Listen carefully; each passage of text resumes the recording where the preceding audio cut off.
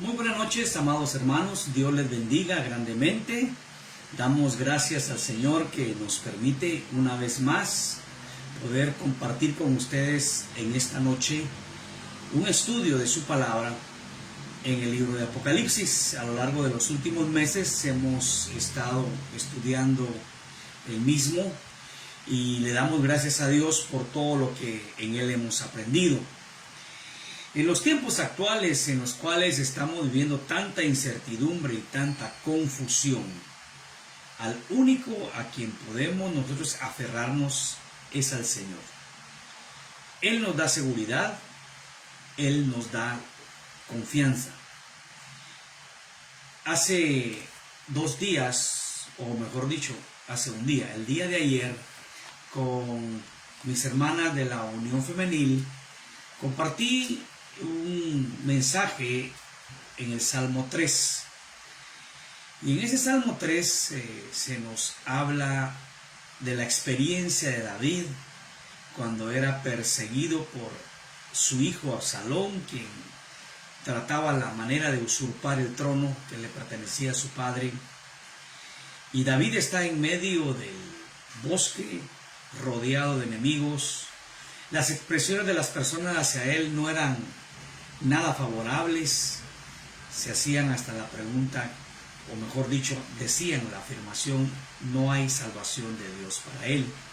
Pero David estaba muy confiado porque había orado al Señor, y aun cuando no veía la respuesta de Dios en ese momento, él confiaba en que Dios, en su fidelidad, le sacaría adelante.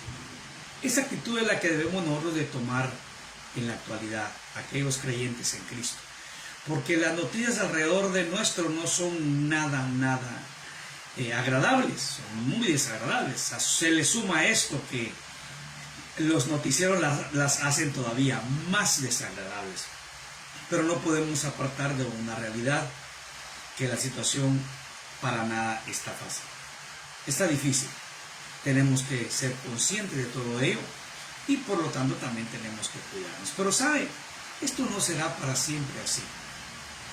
Los creyentes tenemos la confianza en que al final de todo, en la consumación de todas las cosas, el creyente tendrá un final bendecido en la misma presencia del Señor por los siglos de los siglos.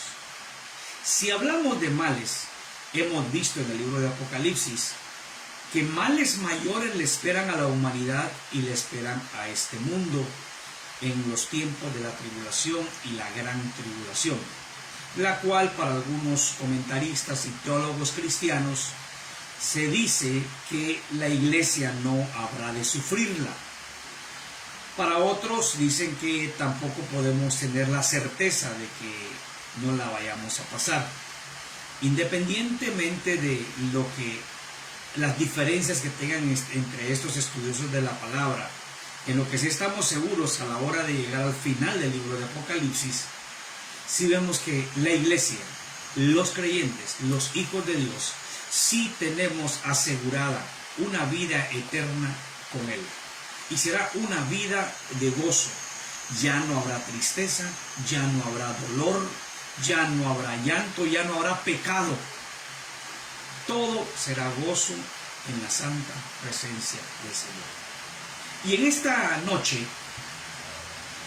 el tema que nos ocupa contiene la última visión que el apóstol Juan, el evangelista Juan, recibe del estado eterno de los hijos de Dios. A partir de aquí, a partir del versículo 5, ya no hay visiones. El estudio de la próxima semana, que será el último del libro de Apocalipsis, será ya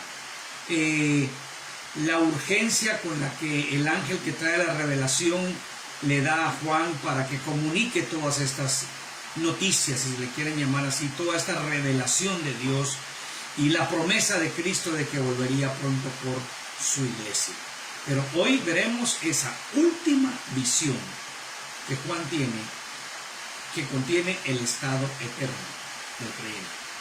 Apocalipsis capítulo 22, versículos del 1 al 5, los vamos a leer todos y luego iremos uno por uno describiéndolo detalladamente. Dice: después me mostró un río limpio de agua de vida, resplandeciente como cristal, que salía del trono de Dios y del Cordero. En medio de la calle de la ciudad, y a uno y otro lado del río, estaba el árbol de la vida, que produce 12 frutos, dando cada mes su fruto, y las hojas del árbol eran para la sanidad de las naciones. Y no habrá más maldición, y el trono de Dios y del Cordero estará en ella, y sus siervos le servirán, y verán su rostro, y su nombre estará en sus frentes. No habrá allí más noche, y no tienen necesidad de luz de lámpara, ni de luz del sol, porque Dios el Señor los iluminará, y reinarán por los siglos de los siglos. Oremos al Señor. Padre, te damos muchas gracias por el privilegio que tú nos concedes de acercarnos a tu palabra y de recibir de ella, Señor, la instrucción necesaria para confiar cada vez más y más en ti. Gracias por esas promesas que encontramos en la misma, de que aun cuando vivimos en un mundo lleno de maldad, lleno de pecado, lleno de confusión, en ti podemos estar confiados, porque tú eres el Rey que vive y que reina por siempre, y conforme a tus propósitos perfectos, llevas todas las cosas de acuerdo a tu santa y buena voluntad. Háblanos por esta palabra y que traiga esperanza a nuestras vidas, de que en ti, Señor, estamos seguros. En el nombre de Cristo Jesús. Amén. Como le decía anteriormente, Juan está aquí describiéndonos la última visión, la última escena que le es mostrada, y tiene que ver con respecto a la condición eterna de los creyentes, el lugar en donde los creyentes estarán y cómo será el ambiente en ese estado eterno que los hijos de Dios recibimos por gracia y misericordia. Dice el verso 1: después me mostró un río limpio de agua de vida, resplandeciente como cristal, que salía del trono de Dios y del Cordero. Un río de vida. Este es un río diferente a cualquier río que pudiéramos imaginar hoy en la tierra. En mayor o menor escala, los ríos de la tierra están contaminados. Y oiga esto, y cada vez se contaminan más. Muchas personas me narran, y yo mismo también puedo, ya con los años que tengo, poder decirles esto.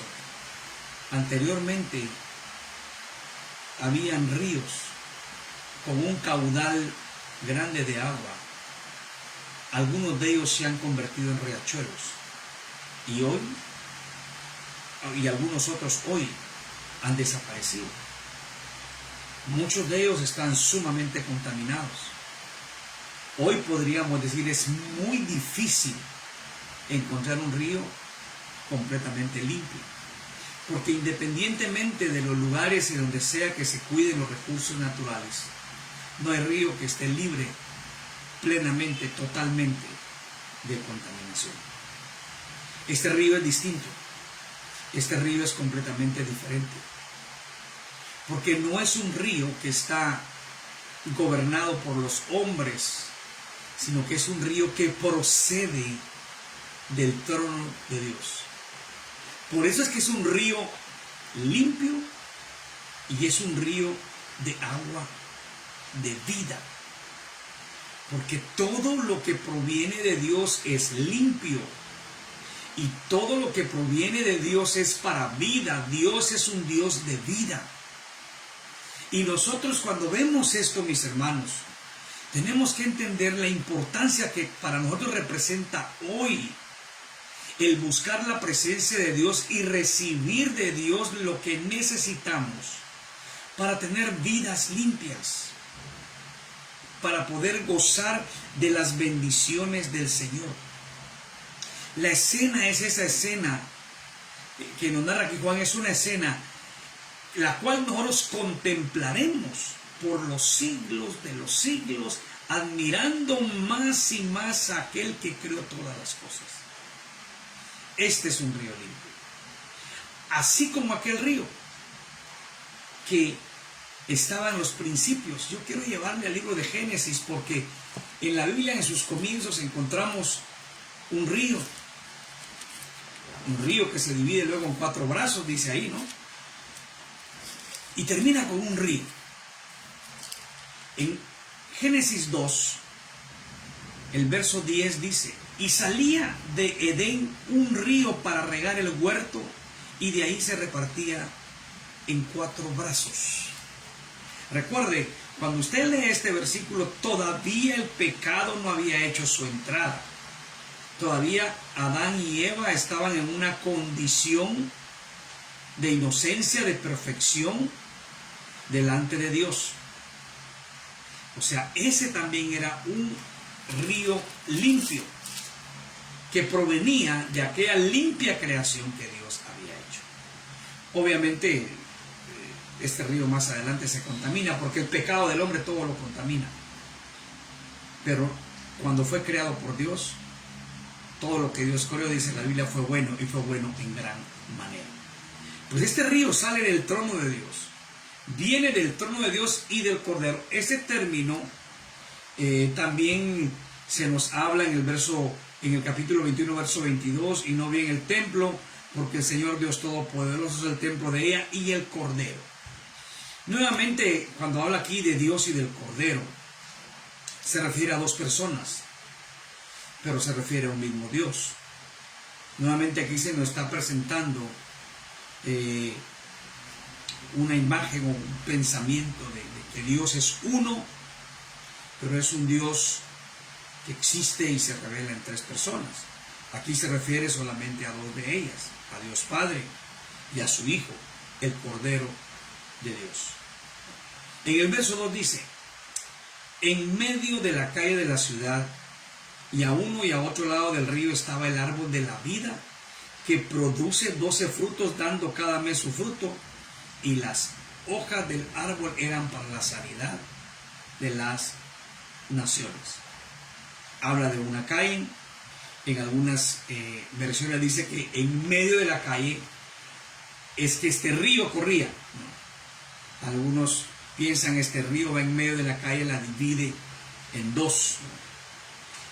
Y ahí dice que estaba el árbol de la vida. Mire qué interesante cómo es que la Biblia desde el principio hasta el fin tiene una gran coherencia, tiene una gran conectividad, porque si usted se da cuenta, en el capítulo 3 del libro de Génesis, en el verso 22 en adelante dice: y dijo Jehová Dios: he aquí el hombre es como uno de nosotros, sabiendo el bien y el mal.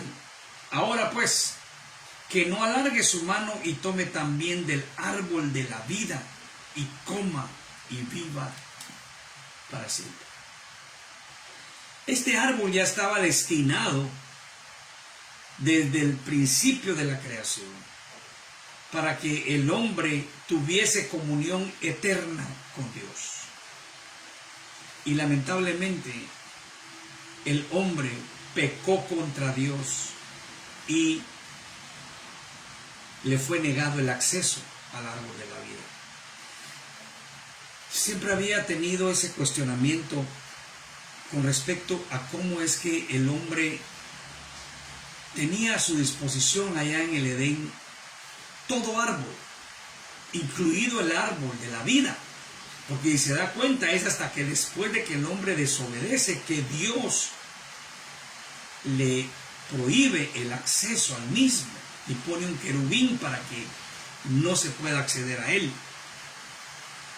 Y el hombre, en lugar de escoger de todos los demás árboles, incluido el árbol de la vida, escoge el árbol del conocimiento del bien y el mal. Y por mucho tiempo, hace ya varios años, esa pregunta daba vueltas en mi cabeza: ¿por qué el hombre escogió el árbol del conocimiento del bien y el mal, el árbol prohibido,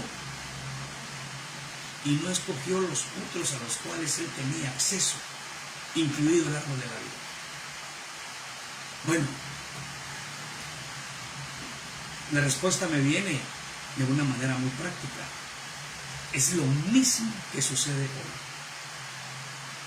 El Evangelio es el Evangelio de vida en Cristo Jesús. Pero el hombre, en lugar de recibir ese Evangelio de vida, quiere encontrar respuesta a todos los enigmas de la vida.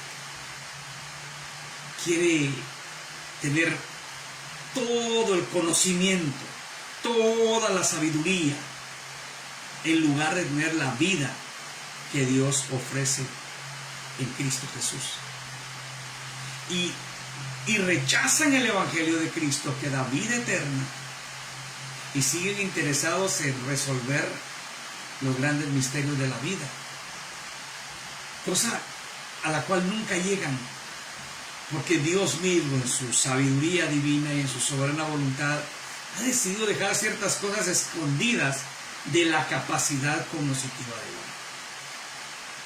Y el hombre no se conforma a saber lo que Dios le revela, sino que siempre quiere saber más y más y más y encontrar respuesta a todas las interrogantes en la vida, aun cuando sabe algo que todos sabemos. No hay quien conozca todos los secretos en la vida, no hay quien lo haga, solamente Dios. Ahora, aquí está el árbol de vida, pero aquí no está ya prohibido. Es más, está ofrecido para bienestar de las personas. Produce 12 frutos, dando cada mes su fruto. Recuerde, este es un idioma, podríamos decir, figurado para entendimiento del hombre.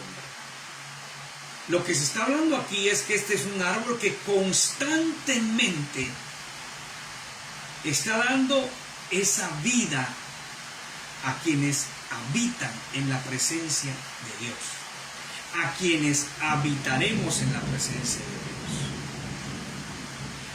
Cuando lo comparamos a las cosechas,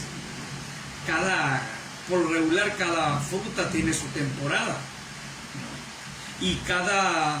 Y las que dicen, no, pero hay quienes dan, todo el año se mantienen dando, bueno, todas llevan un proceso. Y aún aquellas que consideramos que todo el año dan, su producción no es la misma. No. Siempre hay un reducimiento, hay un aumento, y por eso es que muchas veces incluso en la política de mercado sufren los cambios en los precios. Voy a poner un ejemplo muy sencillo que las amas de casa me van a entender muy bien. El limón. Yo creo que el limón ahorita está muy barato, ¿verdad? Porque en el tiempo de lluvia el limón abunda.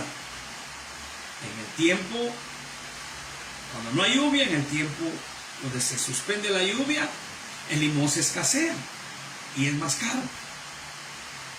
Pero aquí este árbol de vida jamás se va a escasear. Eso es lo que nos da a entender acá. La vida será plena. La vida será una vida realmente esplendorosa en la presencia de Dios. Es lo que habla de este árbol. Dice también aquí que las hojas del árbol eran para la sanidad de las naciones. No es que haya enfermedad.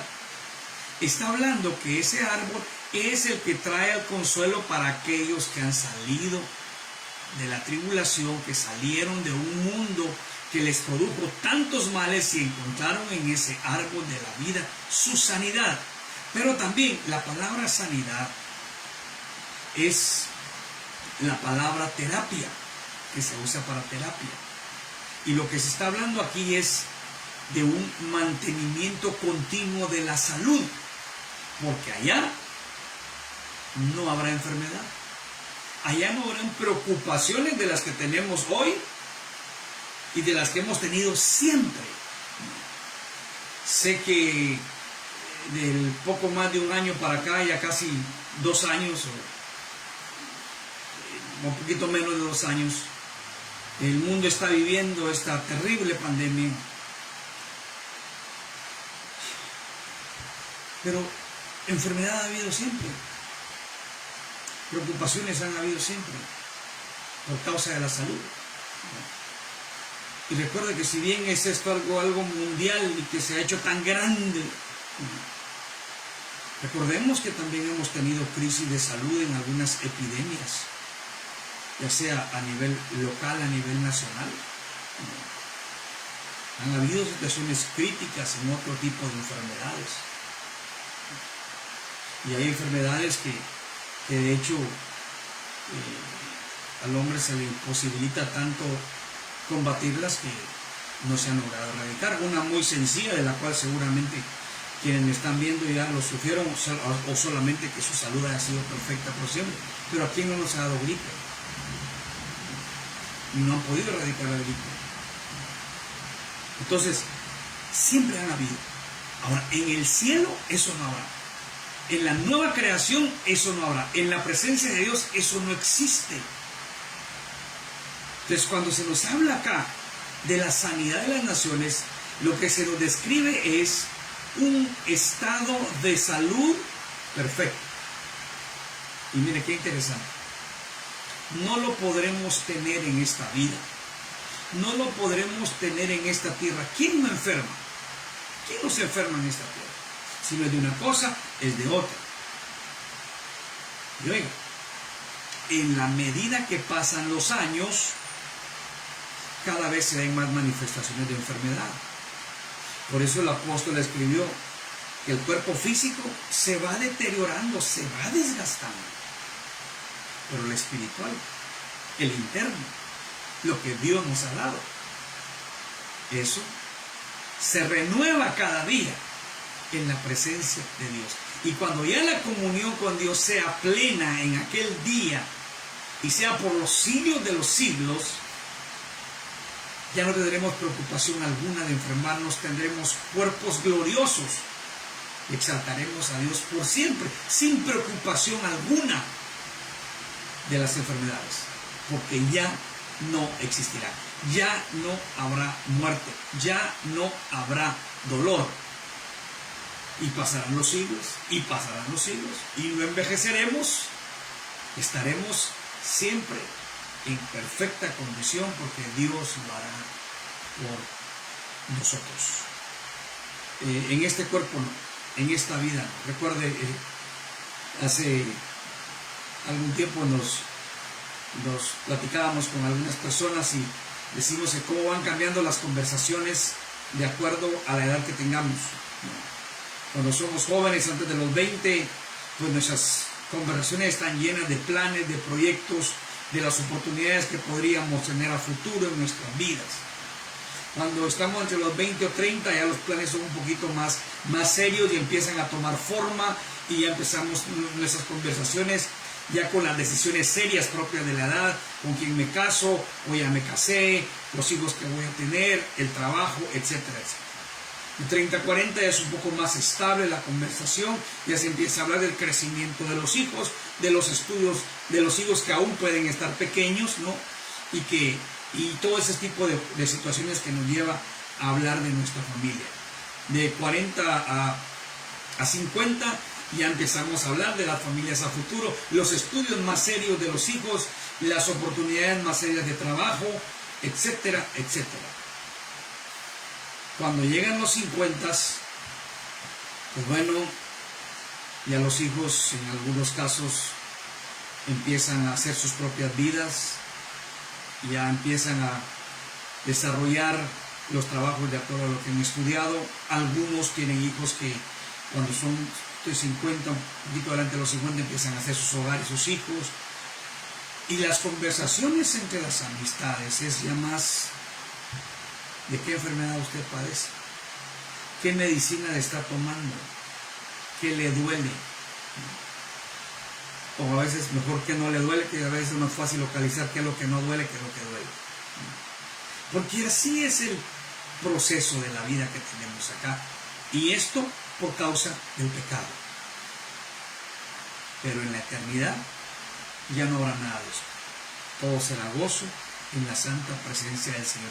Porque vea lo que dice el verso 3. Y no habrá más maldición. y el trono de Dios y el trono de Dios y del Cordero estará en ella, y sus siervos le servirán. Aquí sigue hablando de la santa ciudad. Pero fijémonos bien en esa primera frase del verso 13. Y no habrá más maldición. El capítulo 3 del libro de Génesis es uno de los capítulos más tristes en la historia bíblica. Es un capítulo que nos narra la caída del hombre y las consecuencias de la misma. Y una parte de ella es la maldición. Cuando Dios confronta a Adán y Eva, y la mujer termina diciéndole que fue la serpiente que la engañó, Dios maldice a la serpiente, pero también maldice a la mujer y maldice al hombre. A algunos les cuesta aceptar cómo es que Dios maldice. Bueno, la maldición de Dios es una respuesta al pecado del hombre. El hombre no puede sembrar pecado y esperar bendición, porque lo que el hombre siembra, eso cosecha. Y el que siembra pecado, maldición le espera. A la mujer dijo, esta fue la maldición de la mujer: multiplicaré en gran manera los dolores de tus preñeces, con dolor darás a luz los hijos, y tu deseo será para tu marido, y él se enseñoreará de ti.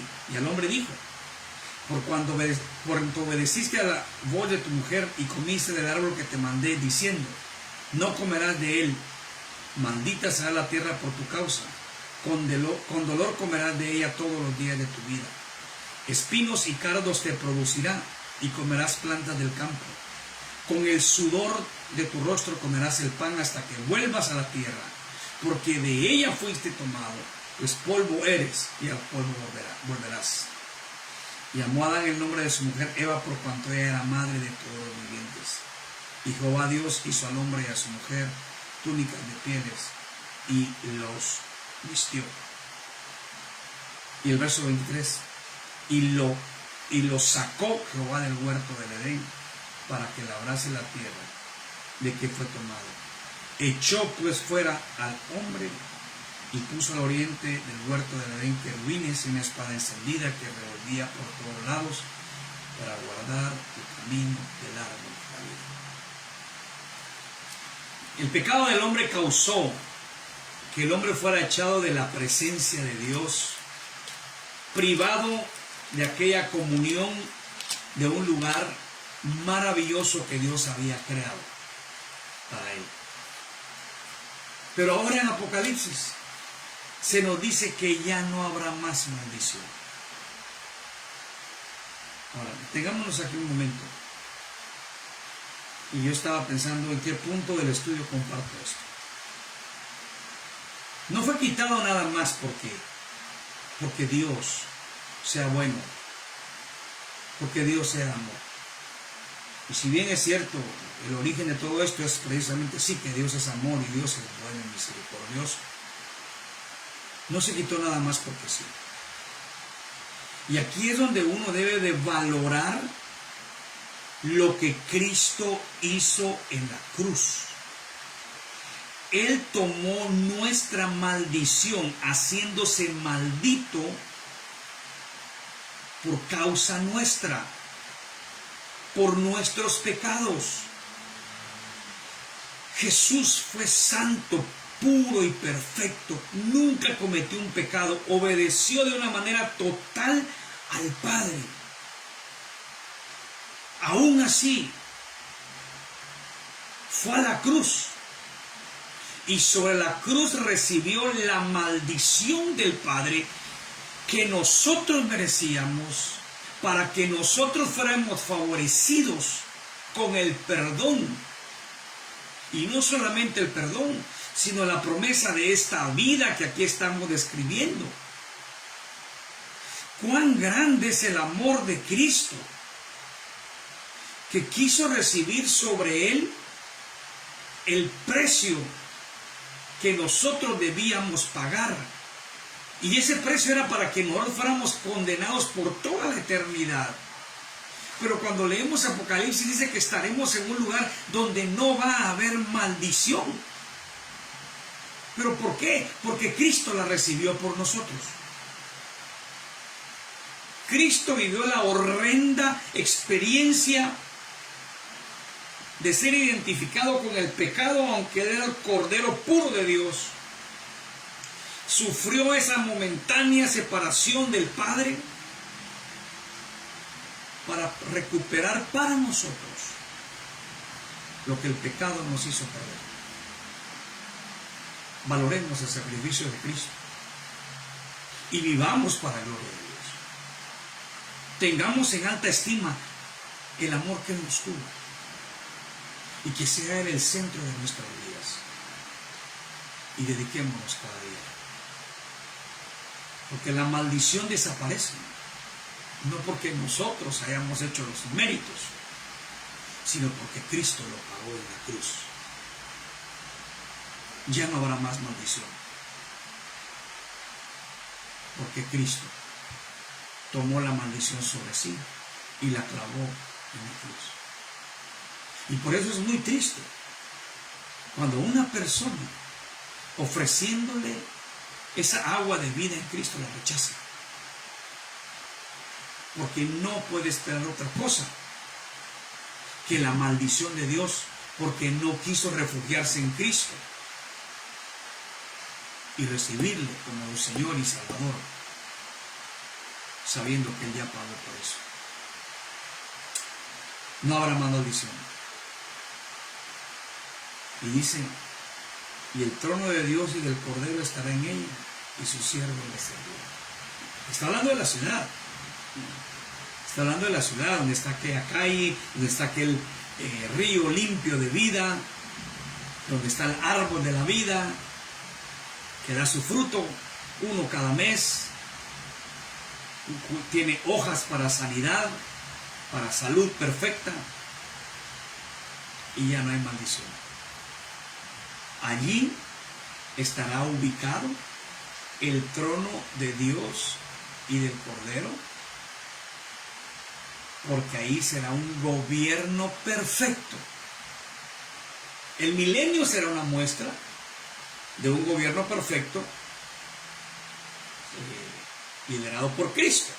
Sin embargo, recordemos que en el milenio habrán todavía personas hipócritas que después serán engañados por Satanás. Pero aquí ya no está Satanás. Satanás ya no está atado, ya no va a ser soltado. Satanás ya está condenado en el lago de fuego. Entonces aquí está el trono de Dios con ese gobierno perfecto por los siglos de los siglos. Porque el trono de Dios y del Cordero es un trono limpio, es un trono de vida, es un trono perfecto. Y lo sabemos, porque todo lo que proviene de Dios es así. ¿Y qué haremos nosotros? Dice, le servirán. La palabra que se usa ahí para servir puede también traducirse como adorar. Adorar. El servicio que el creyente presta a Dios es adoración a Dios. Todo lo que el creyente hace para Dios es en adoración a Él. Ahí está esa adoración, ese servicio de los creyentes. Pero es bien interesante porque somos siervos, pero más adelante se habla que somos reyes. Y vamos a explicar eso en un momento. Dice, y verán su rostro y su nombre estará en sus frentes. A Dios nadie lo puede ver. Bueno, recordemos que se habla en tiempos actuales. Pero aquí se nos dice que veremos su rostro. Sus siervos verán su rostro. Sí, porque ya todo habrá cambiado. Ahorita nadie puede ver a Dios y vivir. Y los hombres que han tenido la experiencia, que ni la han tenido ni siquiera cara a cara, han tenido una experiencia terrible. A Dios no se le puede ver en los momentos actuales, pero en esos tiempos finales en la consumación de todas las cosas, en el estado eterno que estaremos con Él. Sí le veremos, sí veremos su rostro, porque seremos semejantes a Él. Se recuperará en Cristo y por Cristo lo que se perdió en el Edén por Adán. Se recuperará esa imagen y semejanza de Dios, tal y como Él lo hizo en el principio, que hizo al hombre a su imagen y semejanza. Y dice, verán su rostro y su nombre estará en sus frentes. El nombre de Dios. Mire, ahorita tenemos un sello. Efesios 1:13 y 14 dice, en Él también vosotros, habiendo oído la palabra de verdad, el evangelio de vuestra salvación, y habiendo creído en Él, fuisteis sellados con el Espíritu Santo de la promesa, que Él las arras de nuestra herencia, hasta la redención de la posesión adquirida para la alabanza de su gloria. ¿Qué significa? Tenemos un sello. El sello es el Espíritu Santo. ¿Y sabe qué dice el Espíritu Santo? Propiedad de Dios. Por eso tenemos que tener aquí muy en claro. Nuestras vidas no nos pertenecen, le pertenecen a Él. Él nos dio la vida. Y la vida eterna que Él nos dio, nos selló para hacernos su propiedad, para que Él se convirtiera en nuestro dueño. Y por eso es que nosotros ya no estamos para vivir para nosotros, sino que vivimos para Dios. Ya no para hacer nuestra voluntad, sino la voluntad de aquel que nos compró con la sangre de Cristo.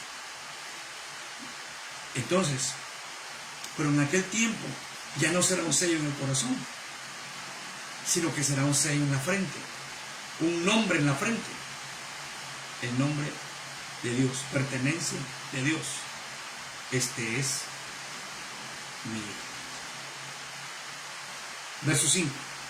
No habrá allí más noche, y no tienen necesidad de luz de lámpara ni de luz del sol, porque Dios el Señor los iluminará y reinarán por los siglos de los siglos. En el estudio anterior hablamos acerca de cómo es ese resplandor que Dios tiene, ese resplandor de pureza, esa luz que Dios produce.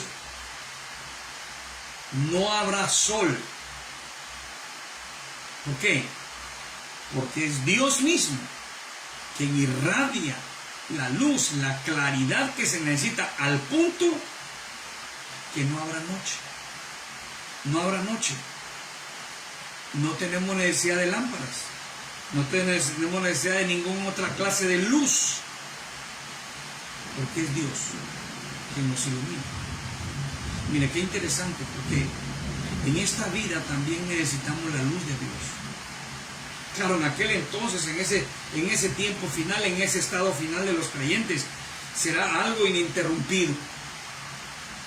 Pero también recuerden, mientras estemos en esta tierra y como evidencia de que somos hijos de Dios, debemos caminar a la luz de Dios. Ya hemos mencionado tantas veces, este mundo está lleno de tinieblas. Este mundo es una oscuridad completa. Y la única luz que puede alumbrarnos para andar seguros es la luz de Dios. Pero en aquel entonces será una luz plena, una luz que llenará todo el lugar donde nosotros estaremos con Dios. Y la palabra final, y reinarán por los siglos de los siglos. Se fijó que antes decíamos, y le servirán a Dios. Pero aquí dice, y reinarán por los siglos de los siglos. Como es en plural, y habla, viene del pensamiento de que porque Dios al Señor los iluminará, se refiere a las mismas personas, a los creyentes.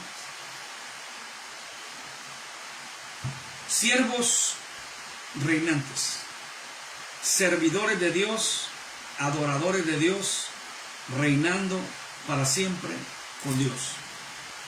Ese será nuestro estado eterno. Esa será nuestra condición final. Adorando a Dios, sirviendo a Dios y reinando con Él. Yo quiero animarle con este estudio a que se mantenga fiel a Dios. En el próximo estaremos viendo el encargo urgente que se le dio a Juan para poder transmitir estas buenas nuevas. Hoy las tenemos escritas en su palabra.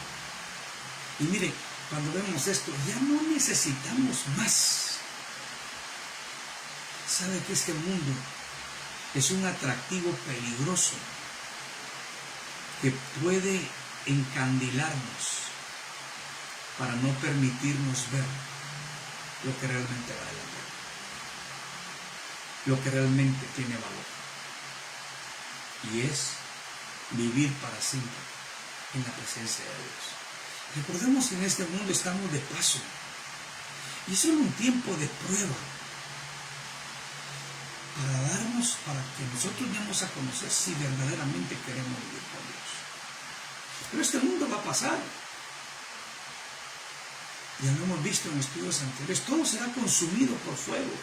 Nada de lo que vemos va a quedar. Pero Dios hará tierra nueva, cielo nuevo, y todo será nuevo en la presencia de Dios. Y viviremos con Él por toda la vida. No se pierda eso. Por las tentaciones pasajeras, por los placeres breves que este mundo ofrece. Lejos de eso, concéntrese cada vez más en vivir por la honra y la gloria de Dios. Y sabe, vale la pena hacerlo. Dios ha prometido esto para los suyos. Y quienes le conocemos, le creemos. Y lo esperamos ansiosamente, aun cuando sabemos que será hasta cuando Él diga. Busque mucho de Dios. Manténgase en comunión con el Señor. Si usted mira al mundo, el mundo le va a decepcionar. El mundo le va a desanimar. El mundo le va a causar confusión, incertidumbre. Pero si busca a Dios, Dios le dará seguridad. Dios le dará confianza. Y sabrá que las pruebas que tengamos en este mundo son nada cuando las comparamos a la gloria eterna que nos espera en la santa presencia del Señor. Vamos a ver. Padre, te damos gracias por tu palabra. Palabra de esperanza, palabra de vida, palabra limpia, porque proviene de ti. Y en el nombre de Cristo te suplicamos, mi Dios, que la fe que nos has dado la mantengamos firme en nuestros corazones y vivamos cada día de acuerdo a ella, confiando plenamente en ti, que eres quien tiene el control de todas las cosas. Glorifícate, Señor, en tu pueblo. Guíanos e ilumina siempre nuestra mente y nuestro corazón, esperando el glorioso regreso de Cristo por su iglesia, para que estemos para siempre con Él. Confiamos en ti, porque sabemos que tú eres fiel. Te damos gracias. En el nombre bendito de Cristo Jesús. Amén. Y amén. Que la bendición del Señor sea en su vida y viva cada día para honra y gloria de Dios. Que Dios le bendiga grandemente.